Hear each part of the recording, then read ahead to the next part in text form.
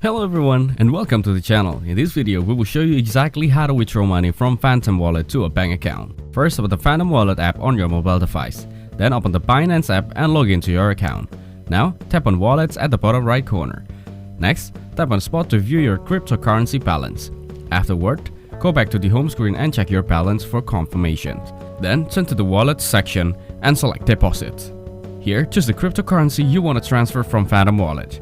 Now, select the appropriate network and copy the deposit address displayed. After that, go back to the Phantom Wallet app and tap on Send. Next, select the token you want to withdraw and paste the copied Binance deposit address. Then tap on Next and enter the amount you wish to send.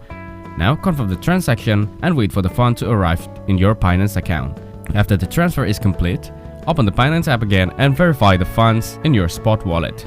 Then, tap on Home and next, tap on the Binance icon at the top left corner. Now, go to More Services and scroll down to select Convert.